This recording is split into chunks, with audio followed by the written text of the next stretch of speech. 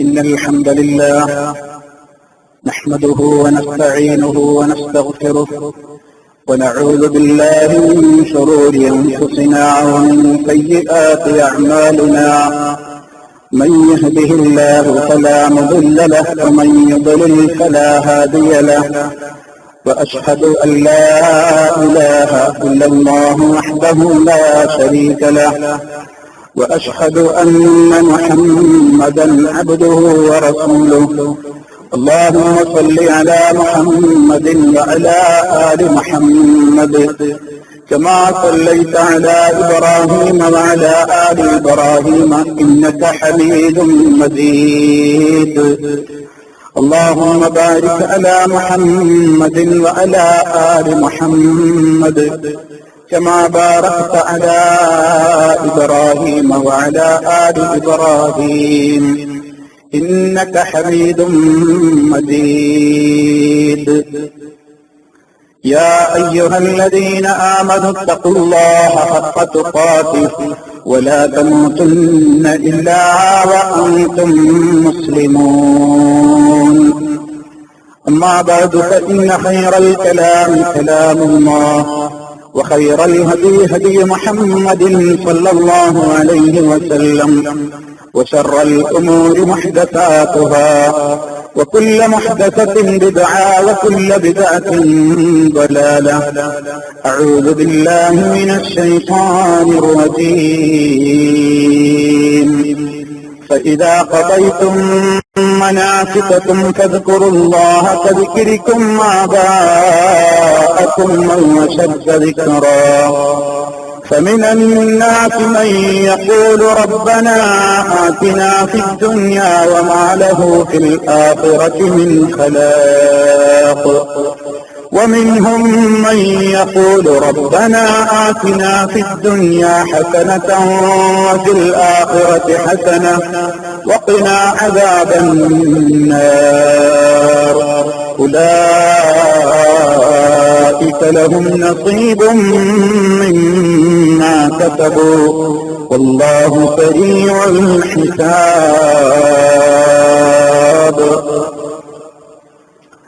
സ്നേഹമുള്ള സത്യവിശ്വാസികളെ, സഹോദരങ്ങളെ, അല്ലാഹു സുബ്ഹാനഹു വ തആലയുടെ വിധിവിലക്കുകളും നിയമനിർദ്ദേശങ്ങളും ജീവിതത്തിന്റെ എല്ലാ മേഖലകളിലും പരമാവധി കാത്തു സൂക്ഷിച്ചുകൊണ്ട് അല്ലാഹുവിന്റെ തൃപ്തിയും പ്രീതിയും നേടിയെടുക്കുന്ന കാര്യങ്ങളിൽ വ്യാപൃതരായിക്കൊണ്ടിരിക്കണേ എന്ന് എന്നെയും നിങ്ങളെയും ഉണർത്തുകയാണ്, ഉപദേശിക്കുകയാണ്, ഗൗരവപൂർവം വസിയ്യത്ത് നൽകുകയാണ്. അല്ലാഹുവിന്റെ ദീനനുസരിച്ചുകൊണ്ട് ജീവിതത്തെ ക്രമീകരിക്കുന്ന സജ്ജനങ്ങളിൽ അല്ലാഹു റബ്ബുൽ ആലമീൻ നമ്മെ ഓരോരുത്തരെയും ഉൾപ്പെടുത്തി അനുഗ്രഹിക്കുമാറാകട്ടെ. സഹോദരങ്ങളെ, അല്ലാഹുവിന്റെ മഹത്തായ തൗഫീഖ് മുഖേന പരിശുദ്ധമായ ദുൽഹജ്ജ് മാസത്തിലെ പ്രാധാന്യമുള്ള ദിവസങ്ങളിലൂടെ കടന്നുപോയിക്കൊണ്ടിരിക്കുന്ന നമ്മൾ ഈദാഘോഷത്തിന്റെ സുദിനങ്ങളിലൂടെയാണിപ്പോൾ നീങ്ങിക്കൊണ്ടിരിക്കുന്നത്. ദുൽഹജ്ജ് 10-ന് ശേഷം വരുന്ന പ്രധാനപ്പെട്ട 3 ദിവസങ്ങൾ അഥവാ അയ്യാമുൽ തശ്രീഖ് എന്ന പേരിൽ അറിയപ്പെടുന്ന ദിനങ്ങളിലൂടെയാണ് ഇപ്പോൾ നാം കടന്നുപോയിക്കൊണ്ടിരിക്കുന്നത്. അയ്യാമുൽ തശ്രീഖ് എന്ന പേരിൽ അറിയപ്പെടുന്ന ദിവസങ്ങൾ ഇന്നും നാളെയും മറ്റന്നാളുമാണ്. അഥവാ ദുൽഹജ്ജ് 11, 12, 13 ഈ ദിവസങ്ങളാണ് അയ്യാമുൽ തശ്രീഖ് എന്ന പേരിൽ അറിയപ്പെടുന്നത്. ഇന്നലത്തെ ദിവസം അറിയപ്പെട്ടത് യൗമുൽ ഹജ്ജുൽ അക്ബർ, അതല്ലെങ്കിൽ യൗമുൻ നഹ്ർ എന്ന പേരിലാണ്. ഇന്ന് വേറൊരു പേരും കൂടെയുണ്ട്, യൗമുൽ ഖർ, അഥവാ ഹാജിമാർ മിനായിൽ തന്നെ താമസമാക്കുന്ന ദിവസം എന്ന നിലയ്ക്ക് നാളെ യൗമുൻ നഹ്റുൽ അവ്വൽ ആദ്യ ദിവസം ഏറെ നിർവഹിച്ചുകൊണ്ട് ഇസ്ലാം മടങ്ങിപ്പോകൊള്ളാൻ അനുവാദം നൽകിയിട്ടുള്ള മിനായിൽ താമസിക്കുന്ന ആളുകൾക്ക്, ഹാജിമാർക്ക് 12ന്റെ അന്നത്തെ ഏറോടുകൂടെ വേണമെങ്കിൽ മടങ്ങാം. പൂർണ്ണമായ നിലയ്ക്ക് ഏറ്റവും ശ്രേഷ്ഠകരമായ ഒരു 13 കൂടി എറിഞ്ഞുകൊണ്ട് മടങ്ങലാണ് വിശുദ്ധ ഖുർആൻ പറഞ്ഞതുപോലെ ഫമൻ തഅജ്ജല ഫീ യൗമൈനി ഫലാ ഇസ്മ അലൈഹി വമൻ തഅഖറ ഫലാ ഇസ്മ അലൈഹി ലിമൻ ഇത്തഖാ.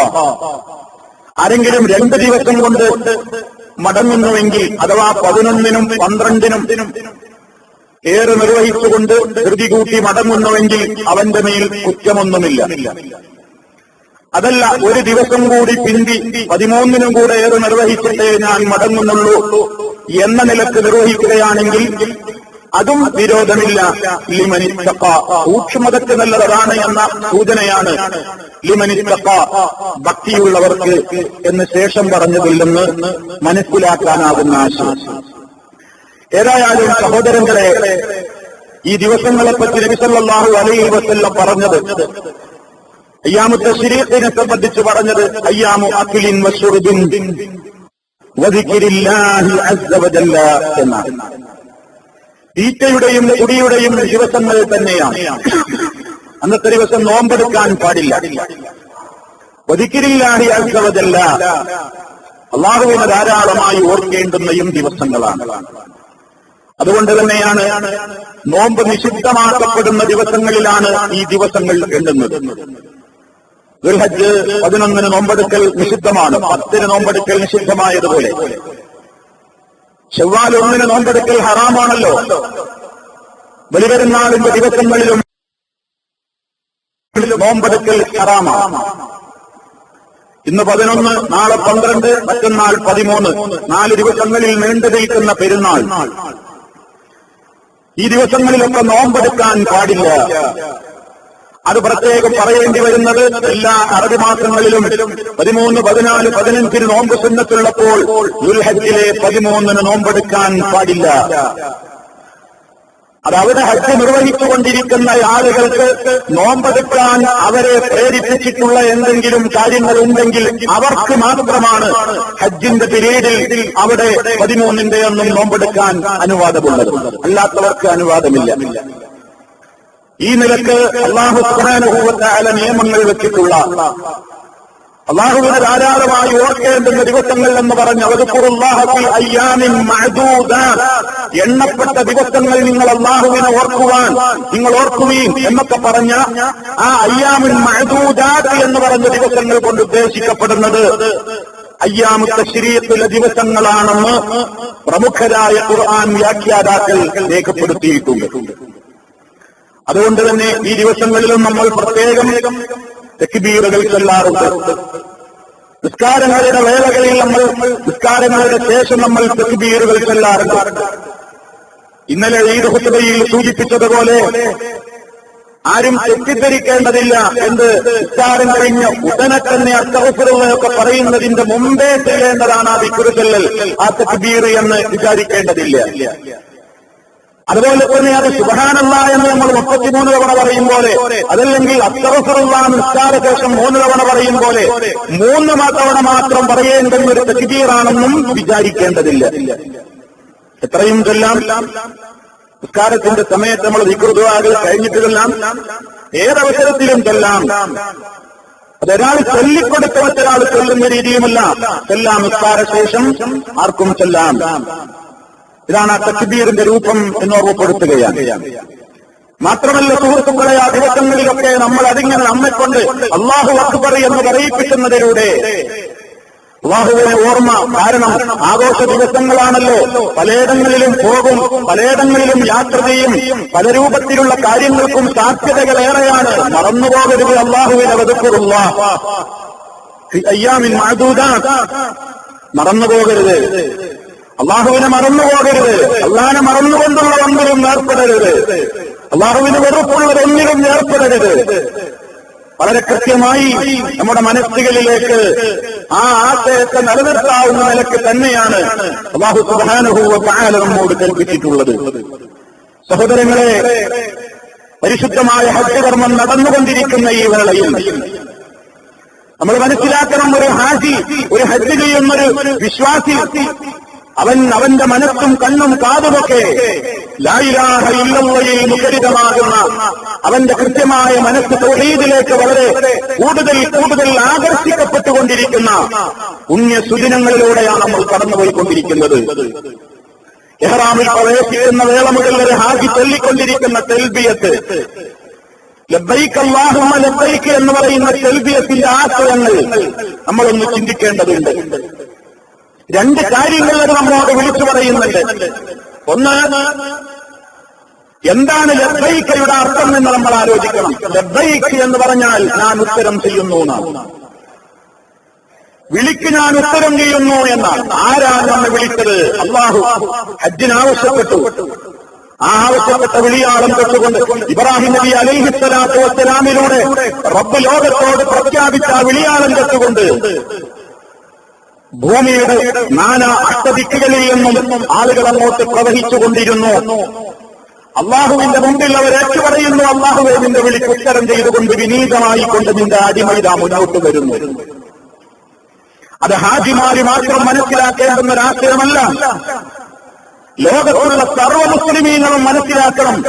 ഹജ്ജ് ചെയ്തവരും അല്ലാത്തവരും ഹജ്ജിന് കാത്തിരിക്കുന്നവരും ഒക്കെ മനസ്സിലാക്കേണ്ടതുണ്ട്. എന്താണ് ആ പറയുന്നതിന്റെ ആശയം? ആരുടെ വിളിക്കാണ് ആ ഉത്തരം ചെയ്തത്? അല്ലാഹു നമ്മോട് കൽപ്പിച്ചിട്ടുണ്ട്, യാ അയ്യുഹല്ലദീന ആമനൂ ഇസ്തജീബൂ ലില്ലാഹി വലിർറസൂലി ഇദാ ദഅാകും ലിമാ യുഹ്യീകും. സത്യവിശ്വാസികളെ, നിങ്ങൾ അല്ലാഹുവിന്റെ ഉത്തരം ചെയ്യുവീൻ, വലിർറസൂലി അവന്റെ റസൂലിനും ഉത്തരം ചെയ്യുവീൻ. ഇദാ ദഅാകും, ആ റസൂൽ നിങ്ങളെ വിളിച്ചാൽ ലിമാ യുഹ്യീകും, നിങ്ങൾക്ക് ജീവൻ നൽകുന്ന കാര്യത്തിന് വേണ്ടി. യഥാർത്ഥത്തിലുള്ള നമ്മുടെ ജീവിതം എന്ന് പറയുന്നത് പരലോക ജീവിതമാണ്. അവിടെ സൗഖ്യം ലഭിക്കാൻ ആവശ്യമായ വിളിയാളങ്ങളാണ് അള്ളാഹു നമ്മെ വിളിച്ചിട്ടുള്ളത്, അള്ളാഹുവിന്റെ റസൂൽ വിളിച്ചിട്ടുള്ളത്. ഇസ്ലാമിന്റെ എല്ലാ കൽപ്പനകളോടും ലബ്ബൈക്ക് പറയാൻ ബാധ്യസ്ഥരാണ് നമ്മൾ എന്നർത്ഥം. അള്ളാഹു നമ്മളോട് ധാരാളം കാര്യങ്ങൾ പറഞ്ഞിട്ടുണ്ട്. ഹജ്ജിന് മാത്രമല്ല കൽപ്പിച്ചിട്ടുള്ളത്, ഹജ്ജ് അഞ്ചാമത്തതാണ്. അതിന്റെ മുമ്പ് പറഞ്ഞ ഷഹാദത്തു അൻ ലാ ഇലാഹ ഇല്ലല്ലാഹ് വ അന്ന മുഹമ്മദർ റസൂലുള്ളാഹ്, ഇഖാമത്തുസ് സ്വലാത്ത്, ഈതാഉസ് സകാത്ത്, സൗമ റമളാൻ. ഈ നാലും കഴിഞ്ഞിട്ട് അഞ്ചാമത്തെ കൽപ്പനയാ ഹജ്ജ്. ഏകനായ അല്ലാഹുവെ മാത്രമാണ് ആരാധനെന്ന് ഞാൻ സാക്ഷ്യം വഹിക്കുന്നു. മുഹമ്മദ് നബി സല്ലല്ലാഹു അലൈഹി വസല്ലം അല്ലാഹുവിന്റെ റസൂലാണെന്നും അവിടുന്ന് പഠിപ്പിച്ചത് മുഴുവനും സത്യമാണെന്നും അത് മുഴുവൻ അംഗീകരിക്കാൻ ഞാൻ തയ്യാറാണെന്നും ഞാനിതാ സാക്ഷ്യം വഹിക്കുന്നു. 5 നേരം കൃത്യമായി നിസ്കരിച്ചുകൊള്ളാൻ, സാമ്പത്തിക രംഗത്ത് അച്ചടക്കം പാലിച്ചുകൊണ്ട്, സമ്പത്തിനെ ശുദ്ധീകരിച്ചുകൊണ്ട് സകാത്ത് കൃത്യമായി കൊടുത്തുകൊള്ളാം, നോമ്പെടുത്തുകൊള്ളാം. ഇതൊക്കെ ഒരു മുസ്ലിമിനോടുള്ള നിർബന്ധമായ കൽപ്പനകളാണ്. ഈ കൽപ്പനകളൊക്കെ പാലിച്ചവനോടാണ് ഹജ്ജിനുള്ള കൽപ്പനയുള്ളത്. ഹജ്ജിന് മാത്രം പോവുക, അതല്ലെങ്കിൽ ഹജ്ജിന്റെ സമയത്ത് മാത്രം ലബ്ബൈക് നിനക്കുത്തരം ചെയ്തിരിക്കുന്നു എന്ന് പറയുന്ന മനസ്സല്ല ഒരു വിശ്വാസിക്ക് വേണ്ടത്. അല്ലാഹുവിന്റെ എല്ലാ കൽപ്പനകളോടും നമ്മുടെ നയമെന്താണ്? ലബ്ബൈക് അല്ലാഹുമ്മ ലബ്ബൈക്. അല്ലാഹ് നീ പറഞ്ഞ അത് കേൾക്കാൻ ഞാൻ റെഡി. അല്ലാഹുവിന്റെ റസൂൽ എന്നോട് പറഞ്ഞത് കേൾക്കാൻ ഞാൻ തയ്യാർ. ജീവിതത്തിൽ അല്ലാഹുവിന്റെ കൽപ്പനകളിൽ നിന്നൊക്കെ പുറംതിരിഞ്ഞു നിന്നിട്ട് അവിടെ പോയി ലബ്ബൈക് എന്ന് പറഞ്ഞിട്ടൊരു പ്രയോജനം കിട്ടൂല. മറിച്ച് അല്ലാഹുവിന്റെ ഏത് കൽപ്പനകളെയും സ്വീകരിക്കാൻ ഒരു മുസ്ലിം സദാ ബാധ്യസ്ഥനാണെന്ന് ഏറ്റവും വലിയ ഗുണപാഠം തൽബിയത്തിന്റെ ആദ്യ ഭാഗം തന്നെ നമുക്ക് പകർന്നു തന്നിരിക്കുകയാണ്. നമ്മളോട് ചോദിക്കണം, അല്ലാഹുവിന്റെയും അവന്റെ റസൂലിന്റെയും കൽപ്പനകളോടുള്ള എന്റെ സമീപനം എന്താണ്? അല്ല എന്നോട് ഒരുപാട് കാര്യങ്ങൾ കൽപ്പിച്ചിട്ടുണ്ട്, അല്ലാഹു എന്നോട് ഒരുപാട് കാര്യങ്ങൾ നിരോധിച്ചിട്ടുണ്ട്. ആ സ്ഥലങ്ങളിലെല്ലാം കൽപ്പനകളെ ശിരസാവഹിക്കാനും നിരോധനങ്ങളിൽ നിന്ന് വിട്ടുനിൽക്കാനുമുള്ള ആ ഒരു ഉത്തരം ചെയ്യാൻ ഞാൻ റെഡിയാണ് റബ്ബേ എന്ന മനസ്സെനിക്കുണ്ടോ എന്ന് നമ്മൾ ആലോചിക്കണം. തൽബിയത്തിന്റെ സന്ദേശം അതാണ്. ലോകത്തോട് മുഴുവൻ വിളിച്ചു പറയുന്ന തൽബിയത്തിന്റെ സന്ദേശം എന്താ? അല്ലാഹ് നീ പറഞ്ഞിടത്ത് നിൽക്കാൻ ഞാൻ റെഡിയാണ്. ലബ്ബൈക് ലബ്ബൈക്, ഇതാ നീ എന്തിനു വിളിച്ചാലും വരാൻ ഞാൻ റെഡിയാണ്. നിന്റെ കൽപ്പന കേൾക്കാൻ ഞാൻ റെഡിയാണ്. അതാണ് ലബ്ബൈക്. ഇനി അതിന്റെ രണ്ടാമത്തെ ഭാഗം എന്താണ്? ലബ്ബൈക ലാ ശരീക ലക, ഇന്നൽ ഹംദ വന്നിഅമത ലക വൽ മുൽക് ലാ ശരീക ലക.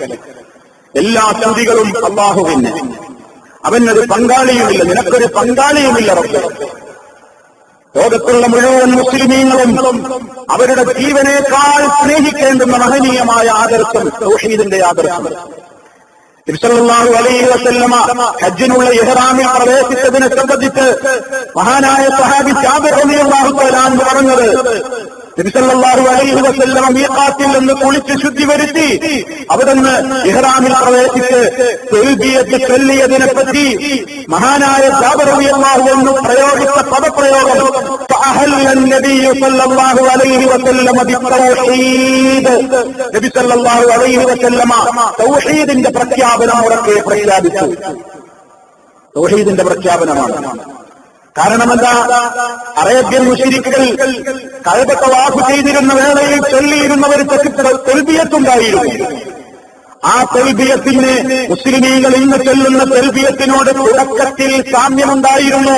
പക്ഷേ അതിന്റെ രണ്ടാമത്തെ പാർട്ട് തീർത്തും നിഷിദ്ധമായ വാചകങ്ങളായിരുന്നു. അവർ തുടങ്ങിയത് ലബ്ബൈക അല്ലാഹുമ്മ ലബ്ബൈക ലബ്ബൈക ലാ ശരീക ലക.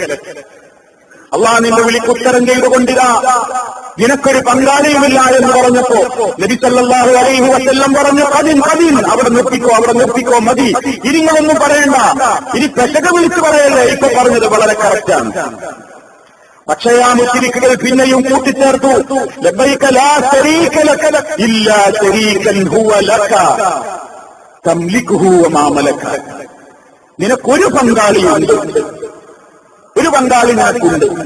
ആ പങ്കാളിയെ നീയാണ് ഉടമപ്പെടുത്തുന്നത്. ആ പങ്കാളിക്ക് സ്വന്തമായ ഒരു കഴിവുമില്ല. ആ പങ്കാളിയുടെ കഴിവുകൾ മുഴുവനും നീ കൊടുത്തതാണ്. നീ കൊടുത്ത കഴിവുകളുള്ള വേറെ ചില പങ്കാളികൾ നിനക്കുണ്ട് എന്ന ശിർക്കിന്റെ വാചകം, നിഷിദ്ധമായ പദപ്രയോഗങ്ങൾ അവർ നടത്തിയിരുന്നു. ഇസ്ലാം അത് ഗൗരവത്തോടുകൂടെ വിലക്കി. നമ്മൾ മനസ്സിലാക്കണം, ശിർക്ക് എന്ന് പറയുന്നത് അല്ലാഹുവിനെ പോലെ സ്വതന്ത്രമായി കഴിവുള്ള ആരുടെയും ആശ്രയം ആവശ്യമില്ലാത്ത വേറൊരു ശക്തിയുണ്ടെന്ന വിശ്വാസം മാത്രമല്ല, മറിച്ച് അല്ലാഹ് മാത്രമാണ് എല്ലാത്തിനും കഴിവുള്ളവൻ എന്ന് വിശ്വസിക്കുന്നതിന്റെ പുറമെ നമ്മൾ എവിടെ നിന്ന് വിളിച്ചാലും വിളി കേൾക്കാനും പ്രാർത്ഥനയ്ക്ക് ഉത്തരം ചെയ്യാനും ഒക്കെ കഴിവുള്ള, അങ്ങനെ കഴിവ് നൽകപ്പെട്ട വേറെയും ശക്തികളുണ്ടെന്ന് വിശ്വസിച്ചാലും അത് ശിർക്കായി തീരും. അതിന്റെ അടിവേരവെക്കുന്ന നിലക്കുള്ള പ്രഖ്യാപനം നബി സല്ലല്ലാഹു അലൈഹി വസല്ലം നടത്തി. അത് പറയാൻ പാടില്ല. എന്നിട്ട് കൃത്യമായി ഇസ്ലാമിന്റെ കൃത്യമായ തൽബിയത്ത് അവിടെ പഠിപ്പിച്ചു കൊടുത്തു. ആ തൽബിയത്തിലൂടെ രണ്ടാശയങ്ങൾ ഇപ്പൊ നമ്മൾ മനസ്സിലാക്കി. ഒന്ന്, അല്ലാഹു കൽപ്പിച്ചതെന്തും അനുസരിക്കാൻ തയ്യാറാകേണ്ടുന്ന ഒരു മനസ്സാണ് നമുക്ക് വേണ്ടത്. ഒന്ന്. രണ്ടാമതായി ആ തൽബിയത്തിന്റെ പ്രഖ്യാപനത്തിലൂടെ ലാ ഇലാഹ ഇല്ലല്ലാഹ് എന്ന കൃത്യമായ ആശയത്തിന്റെ ആദർശത്തിന്റെ കണിശതയും അതിന്റെ കൃത്യമായ പ്രഖ്യാപനങ്ങളും നമുക്ക് ഉൾക്കൊള്ളുവാൻ സാധിക്കണം, മനസ്സിലാക്കാൻ സാധിക്കണം. അതാണ് നമ്മുടെ മുഴുവൻ അമലുകളുടെയും സ്വീകാര്യതയുടെ മാനദണ്ഡം. അതിൽ വരുന്ന പിഴവുകൾ നമ്മുടെ അമലുകളെ നഷ്ടപ്പെടുത്തി കളയും. അല്ലാഹു നമ്മെ കാത്തുരക്ഷിക്കുമാറാകട്ടെ. ഇനി സഹോദരങ്ങളെ, തവാഫിന്റെ വേള ലോക മുസ്ലിമീങ്ങൾ തവാഫ് ചെയ്തുകൊണ്ടിരിക്കുന്ന ഒരേ ഒരു ഭവനം, ലോകത്തൊരിടത്തും അനുവദിക്കപ്പെട്ടിട്ടില്ലാത്ത കാര്യം. ഒരു ബിൽഡിംഗിന്റെയും ചുറ്റും, ഒരാരാധനാലയത്തിന്റെ ചുറ്റും, ഒന്നിന്റെ ചുറ്റിലും പ്രദക്ഷിണം വെക്കൽ ഇസ്ലാം അനുവദിച്ചിട്ടില്ല. ഒരൊറ്റ സ്ഥലമേ ഈ ഭൂമിയിൽ നമുക്ക് തവാഫിന് അനുവദിക്കപ്പെട്ട ഇടമുള്ളൂ. അതാണ് വിശുദ്ധ കഅബ. ആ കഅബാലയത്തിൽ രണ്ട് സ്ഥലങ്ങളിൽ മാത്രമേ സുഹൃത്തുക്കളെ നമുക്ക് കൈകൊണ്ട് തടവുകയോ ചുംബിക്കുകയോ ചെയ്യൽ അനുവദിക്കപ്പെട്ട സ്ഥലങ്ങളുള്ളൂ. ഒന്ന്, നമുക്കെല്ലാം സുപരിചിതമായ ഹജറുൽ അസ്വദ്. ഹജറുൽ അസ്വദിനെ ഹാജിമാര് തവാഫിന്റെ വേളയിൽ, അല്ലെങ്കിൽ ഉംറ ചെയ്യുന്നവർ തവാഫിന്റെ വേളയിൽ, അല്ലെങ്കിൽ അവിടെ തവാഫ് ചെയ്യുന്ന ഏതൊരു വ്യക്തിയാണെങ്കിലും തവാഫ് ആരംഭിക്കുന്നത് ഹജറുൽ അസ്വദുള്ള മൂലയിൽ നിന്നാണ്. ഹജറുൽ അസ്വദിനെ നേരിട്ട് ചുംബിക്കാൻ കഴിയുമെങ്കിൽ അതാണ് സുന്നത്ത്. തിരക്കുകൾ കാരണം നേർക്കുനേരെ ചുംബിക്കാനാവില്ലെങ്കിൽ കൈകൊണ്ട് തൊട്ട് ആ കൈ മുട്ടുന്നു. അതിനും സാധ്യമല്ലെങ്കിൽ ഒഴിഞ്ഞു നിന്നുകൊണ്ട് ആ ഹജറുൽ അസ്വദിന്റെ നേരെ കൈകൊണ്ട് അല്ലാഹു അക്ബർ എന്ന് പറഞ്ഞുകൊണ്ട് ആംഗ്യം കാണിക്കുന്നു. ഇതിന് അനുവദിക്കപ്പെട്ട ചുംബിക്കലും തടവലും അങ്ങനെ കൈകൊണ്ട് ആംഗ്യം കാണിച്ച് ബഹുമാനിക്കലുമൊക്കെ സുന്നത്താക്കപ്പെട്ടിട്ടുള്ള ഒരിടം മാത്രമേയുള്ളൂ വിശുദ്ധ കഅബാലയത്തിൽ. ഏത്? ഹജറുൽ അസ്വദ് മാത്രം. ഹജറുൽ അസ്വദിന്റെ മുതൽക്ക് ഒന്നാമത്തെ മൂലയായി കണക്കാക്കിയാൽ 2, 3, 4 ഹജറുൽ അസ്വദിലേക്ക് എത്തുന്നതിന്റെ തൊട്ട് മുമ്പുള്ള റുക്നുൽ യമാനി എന്ന് പറയുന്ന മൂല, ആ കോർണറിൽ മാത്രമാണ് പിന്നീട് തൊടൽ പ്രത്യേകം സുന്നത്താക്കപ്പെട്ടിട്ടുള്ള ഏക സ്ഥലം കഅബയിൽ. ആ മൂലയിൽ കൈകൊണ്ട് തടവൽ സുന്നത്തില്ലെങ്കിൽ ദൂരെ മാറി നിന്ന് തക്ബീർ ചൊല്ലി കൈ ഉയർത്തി ആംഗ്യം കാണിച്ച് ആ നിലക്കുള്ള സുന്നത്തെടുക്കാൻ പറഞ്ഞിട്ടില്ല. മറിച്ച് കൈകൊണ്ടുള്ള തടവൽ. അങ്ങനെ വിശുദ്ധ കഅബാലയത്തിൽ ആ 2 ഇടം മാത്രമേയുള്ളൂ. മറ്റു സ്ഥലങ്ങളൊക്കെ റസൂലുള്ളാഹി അലൈഹി വസല്ലമിന്റെ വചനങ്ങളിൽ നമുക്ക് കാണാം, ഇന്നമാ ജുഇല തവാഫു ബിൽ ബൈത്തി വബിസ്സഫാ വൽ മർവ വറമ്യുൽ ജിമാർ ലിഇഖാമത്തി ദിക്രില്ലാഹി അസ്സ വജൽ. വിശുദ്ധ കഅബാലയത്തെ തവാഫ് ചെയ്യലും സഫാ മർവയ്ക്കിടയിൽ സഅയ് നടത്തലും ജംറകളിൽ എറിയലുമൊക്കെ അല്ലാഹുവിനെ കൃത്യമായി ഓർക്കുവാൻ വേണ്ടി നിശ്ചയിക്കപ്പെട്ട് തന്നിട്ടുള്ള യാഥാർത്ഥ്യങ്ങളാകുന്നു. വിശുദ്ധ കഅബയുടെ മറ്റേതെങ്കിലും സ്ഥലങ്ങളിൽ തൊടലോ ചുംബിക്കലോ ഇസ്ലാം പുണ്യമാക്കിയിട്ടില്ല. അതുകൊണ്ട് തന്നെ കഅബാലയത്തിന്റെ ചുവരുകളിലോ മറ്റേതെങ്കിലും ഭാഗങ്ങളിലോ ചുംബിക്കലോ തടവലോ ശരീരം മുട്ടി ചേർത്ത് നീക്കലോ ഒന്നും ഇസ്ലാം പുണ്യമാക്കിയതല്ല. നബി സല്ലല്ലാഹു അലൈഹി വസല്ലം എന്താണോ ചെയ്തത് ആ ചെയ്തിടത്തിൽ നമ്മളും ഒതുങ്ങി നിൽക്കലാണ് നബി സല്ലല്ലാഹു അലൈഹി വസല്ലം നമുക്ക് പഠിപ്പിച്ചു തന്നത്. മഹാനായ യഅ്ല ഇബ്നു ഉമയ്യ റളിയല്ലാഹു തആല അൻഹു പറഞ്ഞൊരു സംഭവമുണ്ട്. അദ്ദേഹം ഉമർ ഖത്താബ് റളിയല്ലാഹു അൻഹുവിന്റെ കൂടെ തവാഫ് ചെയ്തുകൊണ്ടിരിക്കുന്ന വേളയിൽ ഉമർ റളിയല്ലാഹു അൻഹു ഹജറുൽ അസ്വദിനെ ചുംബിച്ചു. കൈകൊണ്ട് മുട്ടി, കൈകൊണ്ട് തൊട്ടു. തുടർന്ന് അങ്ങോട്ട് അടുത്ത മൂലയിലേക്ക് എത്തിയപ്പോൾ കൂടെയുണ്ടായിരുന്ന യഅ്ല റളിയല്ലാഹു തആല അൻഹു അടുത്ത മൂലയിലും ഇങ്ങനെ കൈകൊണ്ട് തടവാൻ വേണ്ടി ആഞ്ഞപ്പോൾ ഒരുങ്ങിയപ്പോൾ മഹാനായ ഉമർ ഖത്താബ് റളിയല്ലാഹു തആല അൻഹു ചോദിച്ചു, എന്തായി ചെയ്യുന്നത്? അദ്ദേഹം പറഞ്ഞു, ഹജറുൽ അസ്വദ് നമ്മൾ മുത്തിയില്ലേ, അതല്ലെങ്കിൽ തടവിയില്ലേ, അതേപോലെ തന്നെ നമുക്ക് ഈ ഭാഗവും ചെയ്തുകൂടെ എന്ന് ചോദിച്ചപ്പോൾ അദ്ദേഹം തിരിച്ചു ചോദിച്ചു. ഉമർ റളിയല്ലാഹു അൻഹു യഅ്ല റളിയല്ലാഹു അൻഹുവിനോട് ചോദിച്ചു, അലം തഖഫ് മഅ റസൂലില്ലാഹി സ്വല്ലല്ലാഹു അലൈഹി വസല്ലം, നീ അല്ലാഹുവിന്റെ റസൂലിന്റെ കൂടെ തവാഫ് ചെയ്തിട്ടില്ലേ? അഫറഅയ്തഹു യസ്തലിം ഹാദൈനി റുക്നൈനി ഗർബിയൈൻ, ഈ പടിഞ്ഞാറ് വശത്തുള്ള 2 മൂലകളെ ചുംബിക്കുന്നതോ തടവുന്നതോ നീ കണ്ടിട്ടുണ്ടോ? അദ്ദേഹം പറഞ്ഞു, ഇല്ല. എങ്കിൽ അഫലൈസ ലക ഫീഹി ഉസ്വത്തുൻ ഹസന, അല്ലാഹുവിന്റെ റസൂലിൽ നിനക്ക് ഉത്തമമായ മാതൃകയില്ലേ? ഉണ്ട്. എങ്കിൽ ഫൻഫുദ് അൻ, സ്ഥലം വിട്ടോളൂ. പ്രവാചകൻ സല്ലല്ലാഹു അലൈഹി വസല്ലം ചെയ്യാത്ത ഒന്ന് നമ്മുടെ വകയായിട്ട് പുണ്യം വിചാരിച്ച് ചെയ്യരുത്. അവിടുത്തെ മാർഗമാണ് പിന്തുടരേണ്ടത് എന്ന് മഹാനായ ഉമർ ഖത്താബ് റളിയല്ലാഹു തആല അൻഹു പഠിപ്പിച്ചു കൊടുക്കുകയാണ്. ഇങ്ങനെ സഹോദരങ്ങളെ, തവാഫിന്റെ ഘട്ടങ്ങളിലും നമുക്ക് തൊടാനും ചുംബിക്കാനും അനുവാദമുള്ള സ്ഥലങ്ങൾ വിശുദ്ധ ഭൂമിയിൽ അത് മാത്രമേയുള്ളൂ. ലോകത്ത് മറ്റെവിടെയും നമുക്കങ്ങനെ തടവാനും ചുംബിക്കാനും ബർക്കത്തെടുക്കാനും ഇസ്ലാം അനുവാദം തന്നിട്ടില്ല. അതുപോലെ കൂടെ നിങ്ങൾ നോക്കൂ, നബി സല്ലല്ലാഹു അലൈഹി വസല്ലമിന്റെ ഓരോ ചര്യകളെയും കൃത്യമായി തന്നെ ജീവിതത്തിൽ കൊണ്ടുവരണം എന്ന ആദർശമാണ് ഹജ്ജ് വിളിച്ചോടുന്നത്. തവാഫിൽ 7 തവണയാണ് ചൊല്ലേണ്ടത്. അത് 6 ആയാലും സ്വീകരിക്കപ്പെടില്ല. 8 ആക്കാനും അനുവാദമില്ല. 7-ൽ ഒതുങ്ങി നിൽക്കണം. സഫാ മറുവക്കതയിലുള്ള നടത്തം മറുവയിൽ നിന്ന് തുടങ്ങിയാൽ പറ്റില്ല, സഫയിൽ നിന്നാണ് തുടങ്ങേണ്ടത്. എന്താ കാരണം? അള്ള തുടങ്ങിയിടത്ത് നിങ്ങൾ തുടങ്ങണം. എങ്ങനെയാ അള്ള തുടങ്ങിയത്? ആയത്തിൽ ഇന്നൽ മറുവത്ത വസ്സഫ എന്ന് പറഞ്ഞിട്ടല്ല, മറിച്ചോ ഇന്ന സഫാ വൽ മറുവത്ത മിൻ ശആഇരില്ലാഹ്.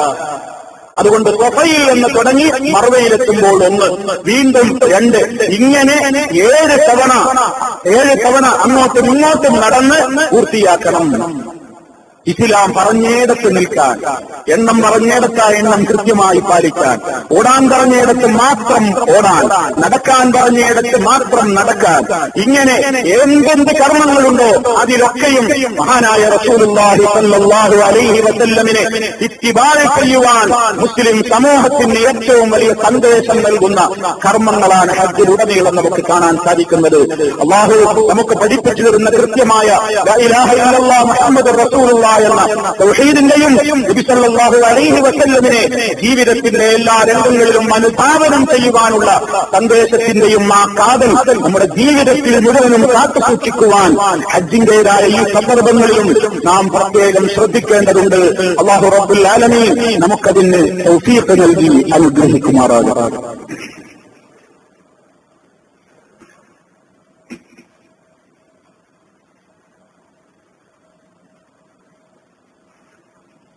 الحمد لله والصلاة والسلام على رسول الله وعلى آله وأصحابه الفائزين برضا الله أما بعد فاتقوا الله عباد الله.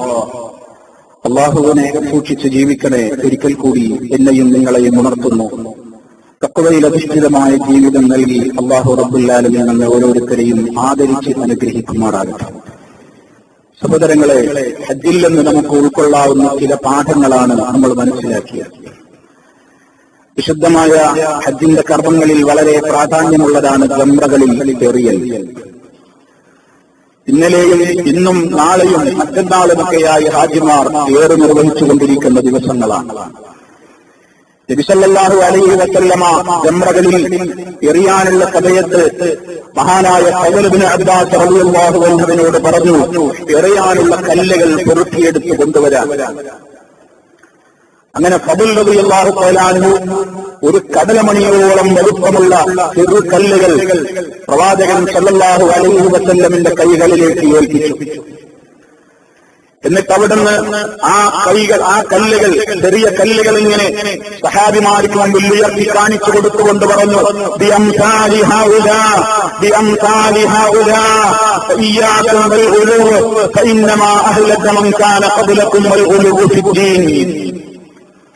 ജംറകളിൽ എറിയാനുള്ള സമയത്ത് നബി സല്ലല്ലാഹു അലൈഹി വസല്ലം ആ കല്ലുകൾ ഉയർത്തി കാണിച്ചിട്ട് പറഞ്ഞു, ഇതാ ഇതുപോലെയുള്ള കല്ലുകൾ മതി, ഇതുപോലെയുള്ള കല്ലുകൾ മതി. ചെറു കല്ലുകളെ വേണ്ടോ, വലിയ കല്ലുകൾ എടുത്തെറിയരുത്. ചെറിയ കല്ലുകൾ അത് മതി, അത് മതി. അമിതത്വം വേണ്ട, അമിതത്വം വേണ്ട. എന്നിട്ട് പറഞ്ഞു, നിങ്ങൾ അതിരി കവിയരുത്. കാരണം നിങ്ങൾക്ക് മുമ്പുള്ള സമൂഹം നശിച്ചുപോയത് മതകാര്യങ്ങളിൽ അവർ കൽപ്പിക്കപ്പെട്ടതിലും അപ്പുറം ചെയ്ത് അതിരി കവിഞ്ഞതുകൊണ്ടാണ്. അതുകൊണ്ട് കണിച്ചത പുലർത്തണേ, എന്റെ നിർദ്ദേശങ്ങൾ മാനിക്കണേ. ഇത്തിബാഉ റസൂൽ സല്ലല്ലാഹു അലൈഹി വസല്ലം അവിടുന്ന് കൃത്യമായി ആ ഇത്തിബാഇന് വേണ്ടി തന്റെ സമൂഹത്തോട് പഠിപ്പിക്കുകയാണ്. അതാണ് അവിടെ ജംറകളിൽ ബിസ്മി ചൊല്ലിക്കൊണ്ട് അല്ലാഹുവിനെ ഓർത്തുകൊണ്ട് ഏറ് നടക്കുന്ന സമയം. സഹോദരങ്ങളെ, അവിടെയും നോക്കൂ നിങ്ങൾ, 7 കല്ലാണ് എറിയാൻ പറയുന്നത്. 8 എണ്ണം പറഞ്ഞിട്ടില്ല, 6 ചുരുക്കാൻ പറ്റില്ല. 7 പറഞ്ഞിടത്ത് 7 തന്നെ. ഇന്നും നാളെയും മറ്റന്നാളും 3 ജംറകളിൽ 7 വീതം കല്ലുകൾ എറിയണം.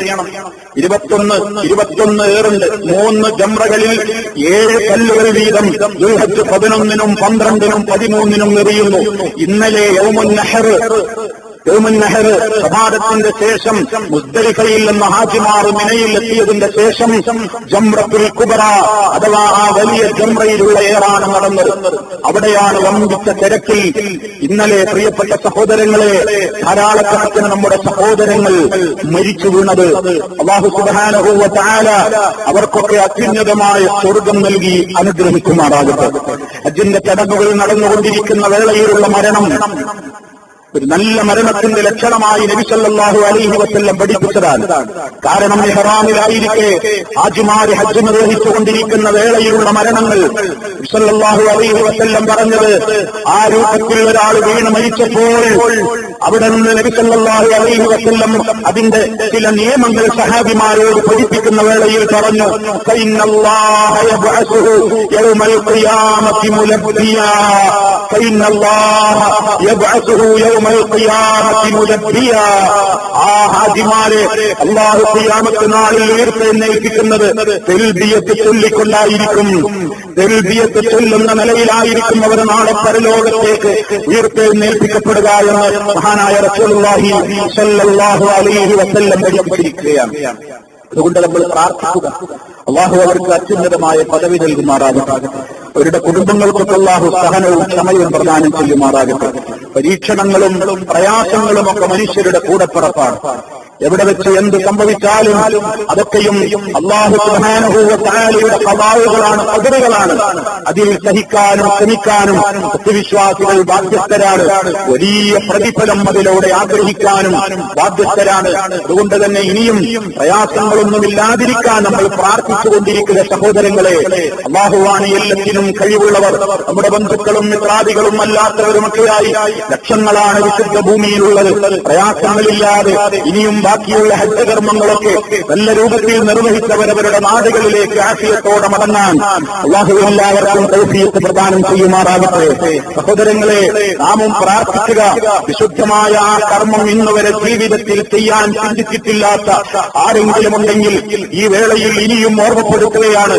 വരുന്ന അവസരം അതിനുവേണ്ടി ഉപയോഗപ്പെടുത്താനുള്ള കൃത്യമായ ഒരുക്കങ്ങൾ ഇപ്പോൾ തന്നെ ആരംഭിച്ച് കണക്കുകൾ കൂട്ടിക്കൊള്ളുക.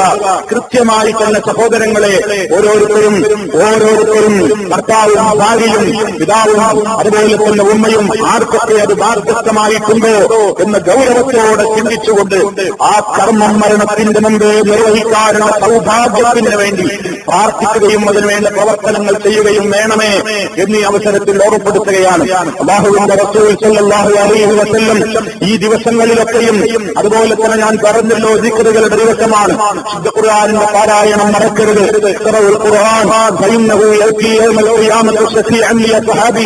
അല്ലാഹുവിന്റെ മുമ്പിൽ നമുക്ക് ശഫീആയി കൊണ്ടുവരുന്നതാണ് പരിശുദ്ധ ഖുർആൻ. ഖുർആനിൽ നിന്ന് എളുപ്പമുള്ളത് നിങ്ങൾ പാരായണം ചെയ്യൂ.